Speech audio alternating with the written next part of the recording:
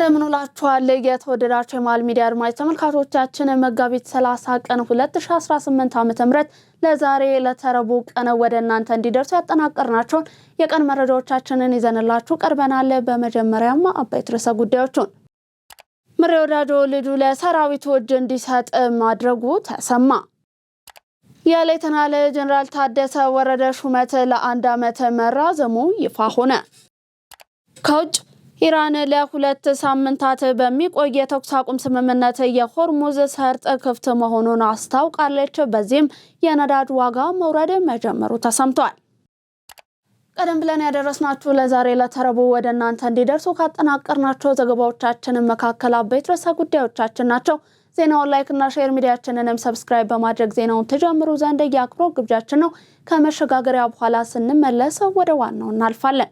በካሬ 84,000 ብር 50% የተረጋገጠ ባንክ የተመቻቸለት በመሃል ሲኤምሲ አፍሪካ ኮንቬንሽን ሴንተር ፊት ለፊት ባለ 1 መኝታ በ600,000 ብር ቅድመ ክፍያ፣ ባለ 2 መኝታ በ900,000 ብር ቅድመ ክፍያ፣ ባለ 3 መኝታ በ1.1 ሚሊዮን ብር ቅድመ ክፍያ እስከ በዓል ብቻ የሚቆይ ከ7% እስከ 30% የሚደርስ ልዩ ቅናሽ አዘጋጅተናል። በግቢው ውስጥ 2 መዋኛ ገንዳዎች፣ ጂምና ስፓ፣ ባስኬትቦልና የልጆች ማቆያ ቦታ ያካተተ ነው። ለተጨማሪ መረጃ ከታች ባለው ስልክ ይደውሉልን። ድሪም ቢልደርስ ሪል ስቴት። በቀዳሚነት ወደ ያዝነው መረጃችን አለፍ። ምሬ ወዳጆ ልጁ ለሰራዊቱ እጅ እንዲሰጥ ማድረጉ ተሰማ። ካፒቴን ማስረሻ ሰጥ እጅ መስጠቱን እንዲሁም ወደ ሰላም መምጣቱን ተከትሎ በአስረስማረ ትዕዛዝ የፋኖ ታጣቂዎች ወንድሙን እንደገደሉበት የሚታወስ ነው። ታዲያ ይህንን የሚያውቀው ምሬ ወዳጆ እጅ የመስጠት ሐሳብ ላይ ስላለ እርሱ ከገባ በኋላ ልጁን እንዳይገሉበት በሚል ልጁ ቀድሞ በሰራዊቱ ቁጥጥር ስር በትላንትናው ዕለት እንዲውል ማድረጉ ነው የተሰማው። ምሬ ወዳጆ ልጁ በመንግስት ጥበቃ አሳልፎ መስጠቱን ተከትሎ በጥፋት ኃይሉ ሰፈር ውስጥ ታላቅ ድንጋጤ መፈጠሩም ነው የተገለጸው። በሌላ ዜና ሰሜን ወሎ ዞን ግዳንና ራያ ቆቦ አዋሳኝ ጀመዶ አካባቢ ተሰብስበው በነበሩ የጥፋት ኃይል ላይ በድሮን እርምጃ መወሰዱ ተዘግቧል። የሌተናል ጀነራል ታደሰ ወረደ ሹመት ለአንድ ዓመት መራዘሙ ይፋ ሆነ። ጠቅላይ ሚኒስትር ዶክተር አብይ አህመድ የትግራይ ክልል ጊዜያዊ አስተዳደር ፕሬዝዳንት ሌተናል ጀነራል ታደሰ ወረደ ሹመትን ለአንድ ዓመት አራዝመዋል። በኢፌድሪ ህገ መንግስት አንቀጽ 62(9) እንዲሁም በአዋጅ ቁጥር 359 ህዝባር 1995 አንቀጽ 14 ንዑስ አንቀጽ 2 ለመሰረት የትግራይ ክልል አካታች ጊዜያዊ አስተዳደርን በርዕሰ መስተዳድርነት እንዲመሩ በሚኒስትሮች ምክር ቤት የትግራይ ክልል አካታች ጊዜያዊ አስተዳደርን አስመልክቶ በጸደቀው ደንብ ቁጥር 479 ህዝባር 2013 አንቀጽ 4 ሁለት እንዲሁም የአመቱን የሥራ አፈጻጸም ባቀረቡ መሰረት ጠቅላይ ሚኒስትር ዶክተር አብይ አህመድ ከሚያዝያ 1 ቀን 2018 ዓ.ም ጀምሮ የሌተናል ጀነራል ታደሰ ወረደ ሹመትን ለአንድ ዓመት ማጽደቃቸው ነው የተሰማው። በዓላትን ስናከብር የተቸገሩትን በማሰብና ካለን ላይ በማካፈል ሊሆን እንደሚገባ የአዲስ አበባ ከተማ ከንቲባ አዳነች አቤቤ ገለጹ። ከንቲባ አዳነች አቤቤም ወጪውን የትንሳኤ በዓልን ምክንያት በማድረግ ዝቅተኛ ገቢ ላላቸው እንዲሁም አቅመ ደካሞች የህብረተሰብ ክፍሎች ማዕድን አጋርተዋል። ከንቲባ በማዕድ ማጋራት መርሃ ግብሩ ላይ ባስተላለፉት መልእክትም በዓላትን ስናከብር የተቸገሩትን በማሰብና ካለን ላይ በማካፈል ሊሆን እንደሚገባም አሳስበዋል። ከተማ አስተዳደሩ ይህንን ተግባር በየዓመቱ የሚያከናውነው ዜጎች በዓላትን በደስታ እንዲያሳልፉ ለማስቻል መሆኑንም ተናግረዋል። አቅመ ደካሞችና አረጋውያንን በመደገፍ በዓልን በጋራ ማክበር የቆየው የኢትዮጵያውያን መልካም እሴት መሆኑን አንስተውም የከተማ አስተዳደሩ ይህንኑ በጎ ተግባር አጠናክሮ እንደሚቀጥልም አረጋግጠዋል። ከንቲባዋ ይህ ድጋፍ እንዲደረግልን ከፍተኛ አስተዋጽኦ ላደረጉ ባለሀብቶችና ተቋማትም ምስጋናቸውን አቅርበዋል። የአዲስ አበባ ከተማ አስተዳደር የህብረተሰብ ተሳትፎና በጎ ፍቃድ ማስተባበሪያ ኮሚሽን ኮሚሽነር ይመር ከበደ በበኩላቸው በከተማ አስተዳደሩ በሰው ተኮር ስራዎች የመረዳዳት እንዲሁም የመደጋገፍ ባህልን እያሳደግን እንገኛለን ብለዋል። በዛሬው መርሃ ግብር ከ233,000 በላይ ዝቅተኛ ገቢ ያላቸው ነዋሪዎች ተጠቃሚ እንደሆኑም ነው የተናገሩት። የኢትዮጵያ ሀገር አቀፍ የዘርፍ ማህበራት ምክር ቤት የአምራች ኢንዱስትሪውን ተወዳዳሪነት ለማሳደግ በትጋት መስራት እንዳለበት የኢንዱስትሪ ሚኒስትር መላኩ አለበል ገለጹ። የኢትዮጵያ ሀገር አቀፍ የዘርፍ ማህበራት ምክር ቤት ባካሄደው 9ኛ ጠቅላላ ጉባኤ የሚድሮክ ኢንቨስትመንት ግሩፕ ዋና ስራ አስፈጻሚ አቶ ጀማል አህመድ ፕሬዝዳንት አድርጎ መርጧል። ተጨማሪ አለን። በምክትል ፕሬዝዳንትነት ደግሞ ባለሀብቱ አቶ በላይነህ ክንዴ የተመረጡ ሲሆን ጉባኤው የዳይሬክተሮች ቦርድ አባላት ምርጫንም በስኬት አጠናቋል። በጉባኤው ላይ ተገኝተው ንግግር ያደረጉት የኢንዱስትሪ ሚኒስትር አቶ መላኩ አለበል መንግስት አምራች ኢንዱስትሪው በኢትዮጵያ ኢኮኖሚ ጉልህ ሚና እንዲኖረው ለማስቻል መሰረት የሚጥሉ ተግባራትን እያከናወነ ነው ብለዋል። በኢትዮጵያ ታምርት ንቅናቄ የገቢ ምርቶችን በሀገር ውስጥ መተካትና ለዜጎች ሰፊ የስራ ዕድል በመፍጠር ተጨባጭ ለውጥ መጥቷል ነው ያሉት። መንግስት ለአምራች ኢንዱስትሪዎች ምቹ ሁኔታ እየፈጠረ መሆኑን በማንሳት ይህንን ለማስፋት ምክር ቤቱ በሂደት ግብዓት የመስጠትና የነቃ ተሳትፎ የማድረግ ኃላፊነት እንዳለበትም አስገንዝበዋል። በአምራች ዘርፉ የሚስተዋሉ ችግሮችን በተደራጀ መንገድ ለመንግስት በማቅረብና በፖሊሲ ግብዓቶች ላይ በንቃት በመሳተፍ የዘርፉን ተወዳዳሪነት እንዲያረጋግጥም አጽንኦት ሰጥተዋል። መንግስት ለአምራች ዘርፉ ምቹ የስራ አውድ ለመፍጠር የፖሊሲና የህግ ማሻሻያዎችን ማድረጉን ጠቅሰውም ዘርፉ በውጭ ንግድና በኢኮኖሚ እድገት ላይ አዎንታዊ ሚና እየተጫወተ ነው ብለዋል። አዲሱ የምክር ቤቱ አመራር ተኪ ምርትን በማስፋት በስራ ዕድል ፈጠራና ወጪ ንግድ ላይ አምራች ኢንዱስትሪው በላቀ ሁኔታ እንዲሰራ የማድረግ ኃላፊነቱን እንዲወጣም አስገንዝበዋል። አዲሱ የምክር ቤቱ ፕሬዝዳንት አቶ ጀማል አህመድ በበኩላቸው ምክር ቤቱ ከአምራች ኢንዱስትሪው ጋር ተቀራርቦ ለመስራት ዝግጁ መሆኑንም አረጋግጠዋል። ኢትዮጵያውያን በሀገራቸው ምርት እንዲኮሩ ግንዛቤ ማስረጽ፣ የኢትዮጵያን የወጪ ንግድ ምርቶችን በዓለም አቀፍ ደረጃ ተወዳዳሪ ማድረግ፣ ከዘርፉ ጋር የተያዙ ችግሮችን ከመንግስት ጋር በመሆን በዘላቂነት መፍታት ላይ በትጋት ይሰራል ብለዋል። የኢትዮጵያ ሀገር አቀፍ የዘርፍ ማህበራት ምክር ቤት የቀድሞ ምክትል ፕሬዝዳንት አቶ አበባየሁ ግርማ የምክር ቤቱ አመራሮች ምርጫ ዲሞክራሲያዊነቱን ጠብቆ እየተካሄደና ስኬታማ መሆኑን አንስተዋል። ምክር ቤቱ በተለይ በከፍተኛ አምራቾች በአነስተኛ ኢንዱስትሪዎች መካከል የልምድና የቴክኖሎጂ ልውውጥን በማስፋት ረገድ በትኩረት እንዲሰራ ጠቁመዋል። ኢትዮጵያ በወራት ልዩነት ውስጥ ያቀረቡባትን 2 ግዙፍ ዓለም አቀፍ የኢንቨስትመንት ክሶች በድል ማጠናቀቋን የፍትህ ሚኒስትር ገለጸ። የፍትህ ሚኒስትር ዴኤታ አቶ በላይነህ ይርጋ ኢትዮጵያ በዓለም አቀፍ ደረጃ የግልግል ዳኝነት መድረክ ያገኘቻቸውን 2 ድሎችን አስመልክተው ጋዜጣዊ መግለጫን ሰጥተዋል። በመግለጫቸውም ሀገሪቱ በተከታታይነት ያገኘቻቸውን እነዚህን ድሎች በሚሊዮን ዶላር የሚቆጠር የካሳ ክፍያ ከማዳን ባለፈ የሀገሪቱን ሉዓላዊ ጥቅምም ያስጠበቁ መሆናቸውን ገልጸዋል። ፍትህ ሚኒስቴር በአዋጅ ቁጥር 944/2008 በተሰጠው ስልጣን መሰረት የህዝብንና የመንግስትን የፍትሐ ብሔር ጥቅም የማስጠበቅ የፌዴራል መንግስት ዋና አማካሪ የመሆን እንዲሁም በዓለም አቀፍ መድረክ ሀገሪቱ ስትከሰስ የመከላከል ኃላፊነት እንዳለበት አስረድተዋል።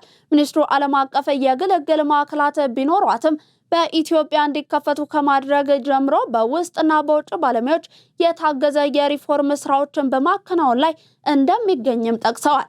በድል ከተጠናቀቁት ዋና ዋና ክሶች የመጀመሪያው የቱርኩ የኮንስትራክሽን ኩባንያ የሆነው አቅርቦት ከነበረው በድምሩ ከ500 ሚሊዮን ዶላር በላይ ክስ መሆኑንም ተናግረዋል። ኩባንያው በለገዳዲና ድሬ ግድቦች አቅራቢያ የኢንዱስትሪ ዞን ለማልማት ፍቃድ ተሰጥቶት እንደነበርም አስታውሰዋል።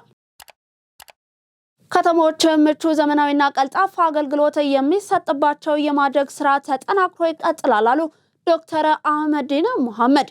ከተሞች ለመኖሪያ ምቹ ዘመናዊ ቀልጣፋ አገልግሎት የሚሰጥባቸው የማድረጉ ስራ ተጠናክሮ የሚቀጥል መሆኑን በአማራ ክልል በምክትል ርዕሰ መስተዳድር ማዕረግ የከተማ ዘርፍ አስተባባሪ የሆኑት ዶክተር አህመዲን መሐመድ ገልጸዋል። በአማራ ክልል የከተማ ዘርፍ ተቋማት የ2018 ዓ.ም የ9 ወራት የእቅድ አፈጻጸም ግምገማ በባህር ዳር ከተማ እየተካሄደ ይገኛል። በመድረኩ ላይ ንግግር ያደረጉት በምክትል ርዕሰ መስተዳድር ማዕረግ የከተማ ዘርፍ አስተባባሪ ዶክተር አህመዲን መሐመድ እንደገለጹት ከተሞች ምቹ ዘመናዊና ቀልጣፋ አገልግሎት የሚሰጥባቸው የማድረጉ ስራ ተጠናክሮ የሚቀጥል መሆኑን ገልጸዋል። የ25 ዓመታት አሻጋሪና ዘላቂ ልማት እቅድ ታቅዶ ወደ ስራ በመገባቱ በበጀት ዓመቱ ጥሩ አፈጻጸም መታየቱን ገልጸውም በቀጣይ ተጠናክሮ ይቀጥላል ብለዋል። በከተሞች የኮሪደር ልማት ከውበትን ባሻገር የዘመናዊ ከተሞች ግንባታ መሰረትን እያኖረ መሆኑን አንስተው ምቹ ዘመናዊና ቀልጣፋ አገልግሎት የሚሰጥባቸው ስማርት ከተሞችን የመገንባት ስራ የሚቀጥል መሆኑን ተናግረዋል። የኢትዮጵያ ታሪካዊ የባህር በር ባለቤትነት ጥያቄ ህጋዊና ዲፕሎማሲያዊ ምላሽ የሚሻ የትውልድ አጀንዳ መሆኑን የውሃ ዘርፍ ምሁራን ገለጹ። በአዲስ አበባ ዩኒቨርሲቲ የውሃ ዘርፍ ምሁራን ከኢትዮጵያ ዜና አገልግሎት ጋር ባደረጉት ቆይታ የኢትዮጵያ የባህር በር ባለቤትነት ጥያቄ የቅንጦት ሳይሆን የህልውና ጉዳይ ነው ብለዋል። ተጨማሪ አለን። በዩኒቨርሲቲው የሲቪልና የአካባቢ ምህንድስና ትምህርት ክፍል መምህር ዶክተር በለጠ ብርሃኑ እንደገለጹት የኢትዮጵያ ስልጣኔ የአባይ እንዲሁም የቀይ ባህር ውሃዎች የጋራ ቅኝት የሚመነጭ ድምር ውጤት ነው ብለዋል። የአባይ እንዲሁም የቀይ ባህር ሁለቱ ውሃዎች የቀጠናዊ አህጉራዊና ዓለም አቀፋዊ የሀገር ግንባታና የኢኮኖሚ እድገት ምሰሶ መሆናቸውን አስረድተዋል። የኢትዮጵያ የባህር በር ባለቤትነት ጥያቄም በህጋዊ፣ ታሪካዊ፣ ኢኮኖሚያዊና መልክዓ ምድራዊ ምክንያታዊነት መነጽር የሚታይ የትውልድ አጀንዳ መሆኑን ገልጸዋል። በዚህም የኢትዮጵያ የባህር በር ባለቤትነት ጥያቄ ከህግ፣ ታሪክ፣ ስልጣኔ ከማህበራዊና ኢኮኖሚያዊ ቅኝቶች ጋር ጥብቅ ቁርኝነት ያለው የትውልድና የህልውና ጉዳይ መሆኑን ገልጸዋል። ሌላኛው በዩኒቨርሲቲው የሃይድሮፖለቲክስ ተመራማሪና ዓለም አቀፍ የውሃ ተደራዳሪ ዶክተር ያዕቆብ አርሳኖ የባህር በር ባለቤትነት ጥያቄ በኢትዮጵያ ታሪክ ጉልህ ስፍራ የሚሰጠው ቁልፍ ጉዳይ ነው ብለዋል። የኢትዮጵያ ታሪካዊ ጠላቶችም የሽፍታ ግርግርን በመጠቀም ኤርትራን በማስገንጠል ሀገር የስልጣኔ መነሻ ከሆነው የባህር በር ባለቤትነት እንድትርቅ መደረጉንም አውስተዋል። ብዝሃ የወደብ መዳረሻና የባህር በር ባለቤት የነበረችው ኢትዮጵያ ህጋዊ፣ ታሪካዊ፣ ኢኮኖሚያዊና መልክዓ ምድራዊ ጥያቄም በህዝብ ልብ ውስጥ የቆየ መሰረታዊ ጉዳይ መሆኑን ገልጸዋል። ምሁራኑ በማከልም የኢትዮጵያ የሁለቱ ውሃዎች ጉዳይ የሀገርን ክብርና ልዕልና የማስጠበቅ ስትራቴጂክ የህዝብ አጀንዳ መሆኑን አስገንዝበዋል። ህዳሴን በአባይ ላይ እውን ያደረገው ይህ ትውልድም ዲፕሎማሲያዊና ህጋዊ መርህን በመከተል የኢትዮጵያን የባህር በር ባለቤትነት ጥያቄ ምላሽ ማስገኘት አለበት ነው ያሉት። የኢትዮጵያ ታሪካዊ የባህር በር ባለቤትነት ጥያቄም ህጋዊና ዲፕሎማሲያዊ ምላሽ የሚሻ የትውልድ አጀንዳ መሆኑን ገልጸዋል። የተወደዳችሁ የመሃል ሚዲያ አድማጭ ተመልካቾቻችን እየተመለከታችሁ የምትገኙት እኛም እያደረስናችሁ የምንገኘው ለዛሬ ለተረቦ ወደ እናንተ እንዲደርሱ የተጠናቀሩትን የቀን መረጃዎቻችን ነው። አሁን ደግሞ ከውጭ ወደ ያዝናቸው እናልፋለን። 35% እውነተኛ ቅናሽ ለ15 ውድ የመሃል ሚዲያ ቤተሰቦች ብቻ ከዲኤምሲ ሪል ስቴት በነፋሻማው ለቡ መብራት ኃይል በላፍቶ ፓርክና በቻድ ኤምባሲ በተከበበው ኮምፓውንድ መንደራችን ውስጥ ከስቱዲዮ እስከ ባለ 4 መኝታ አፓርትመንቶችን እንዲሁም ፓኖራሚክ ቪው ማለትም በአራቱም አቅጣጫ ውብ የተፈጥሮ እይታና የከተማ እይታ ያላቸውን ፔንታውሶችን ጨምሮ በእያንዳንዱ ቤቶች ላይ እስከ 3.5 ሚሊዮን ብር የሚደርስ ቅናሽ አድርገናል። እንዲሁም 60% ከወለድ ነፃ የባንክ ብድር ቤቱን ከተረከቡ በኋላ እየኖሩበት አለያም እያከራዩት የሚከፍሉበትን እድል አመቻችተናል። በተጨማሪም አንድ ቤት ለገዛ አንድ ቤት በነፃ የሚያገኙበትን እድልና ሙሉ የቤት ዕቃም በነፃ ያገኛሉ። ምን ይሄ ብቻ! በአማራው ዘመናዊ መንደራችን ውስጥ የመዋኛ ገንዳ፣ የልጆች መጫወቻ፣ የስፖርት ማዘውተሪያ፣ ጂምና ቤተ መጻሕፍት፣ ፓርኪንግና ኤሌክትሪክ ቻርጅ መሙያ መሳሪያን ጨምሮ ሁሉን አቀፍ መዝናኛ ሟልተን ዓለም አቀፍ ስታንዳርድ ጥራት ያላቸውን ቤቶች በ5% ቅድመ ክፍያ ብቻ የግሎ ያድርጉ። ለበለጠ መረጃ በ0907 888883 አለያም በ0995 757554 ላይ ይደውሉ። ኢራን ለሁለት ሳምንታት በሚቆይ የተኩስ አቁም ስምምነት የሆርሙዝ ሰርጥ ክፍት መሆኑን አስታወቀች። የኢራን የውጭ ጉዳይ ሚኒስትር አባስ አራግቺ የሀገሪቱን የብሔራዊ ደህንነት ከፍተኛ ምክር ቤት በመወከል በኤክስ ገጻቸው ላይ ባጋሩት መግለጫ መሰረትም ለቀጣዮቹ 2 ሳምንታት ከኢራን የታጠቁ ኃይሎች ጋር በሚደረግ ቅንጅት እንዲሁም ቴክኒካዊ ውስንነቶች ከግምት ውስጥ በማስገባት በሆርሙዝ ሰርጥ በኩል ደህንነቱ የተጠበቀ ጉዞ ማድረግ ይቻላል ብለዋል። ኢራን ለ2 ሳምንታት የሚቆየውን የተኩስ አቁም ስምምነት የተቀበለችው አሜሪካ ስትራቴጂካዊ የሆርሙዝ ሰርጥ ክፍት እንዲሆን በሚል ያቀረበችውን ቅድመ ሁኔታ ተከትሎ ጥቃቶችን ለማቆም ከተስማማች በኋላ ነው። ድርድሩም በኢስላማባድ እንደሚጀመር ይጠበቃል። የኢራን የብሔራዊ ደህንነት ከፍተኛ ምክር ቤት የተኩስ አቁም ስምምነቱ በሁኔታዎች ላይ የተመሰረተ መሆኑን ሲገልጽም በኢራን ላይ የሚሰነዘሩ ጥቃቶች ካቆሙ የታጠቁ ኃይሎቻችን የመከላከል እርምጃቸውን ያቆማሉ ብለዋል። ሆኖም ምክር ቤቱ በአሜሪካ ወገን ላይ ፍጹም እምነት ባይኖረውም ድርድሩ እንደሚቀጥል ገልጾ ነገር ግን ጣቶቻችን በቃታው ላይ ናቸው፣ ማንኛውም ስህተት ከተፈጸመ በሙሉ ኃይል ምላሽ ይሰጣል ሲሉ አስጠንቅቀዋል። የነዳጅ ዋጋ በከፍተኛ ደረጃ መውረዱ ተገለጸ።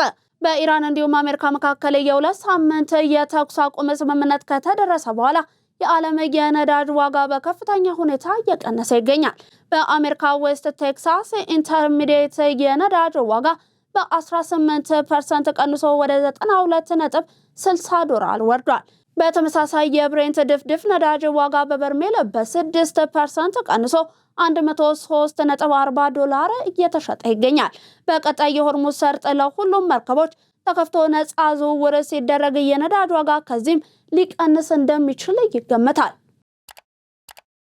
የአሜሪካው ፕሬዝዳንት ዶናልድ ትራምፕ ዩናይትድ ስቴትስ ከኢራን ጋር ለሁለት ሳምንታት የተኩስ አቁም ስምምነት ከተደረሰ በኋላ ጠቅላላ እንዲሁም የተሟላ ድል አሜሪካ ማግኘቷ ምንም ጥርጥር የለውም ሲሉ ተናገሩ። ይፋ ከተደረገው ስምምነት በኋላ ለአጃንስ ፍራንስ ፕሬስ በሰጡት ቃለ ምልልስ የኢራን የበለጸገው ዩራኒየም በስምምነቱ ፍጹም እንክብካቤ ይደረግለታል ሲሉም ተደምጠዋል። ትራምፕ በዩራኒየም ላይ ስለሚሆነው ነገር ምንም አይነት ዝርዝር መረጃ ሳይሰጡ እልባት አልነበረም ብለዋል።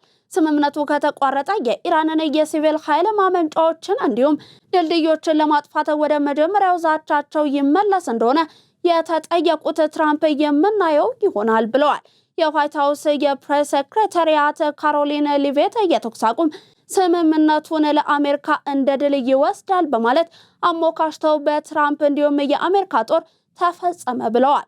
ከመጀመሪያው አንስቶ ትራምፕ ጦርነቱ ከ4 እስከ 6 ሳምንታት እንደሚቆይ ገምተው ነበር። እናም በ38 ቀናት ውስጥ ዩናይትድ ስቴትስ የዋሽንግተንን ዋና ወታደራዊ ዓላማዎችን አሳክታለች ሲሉ አክለዋል።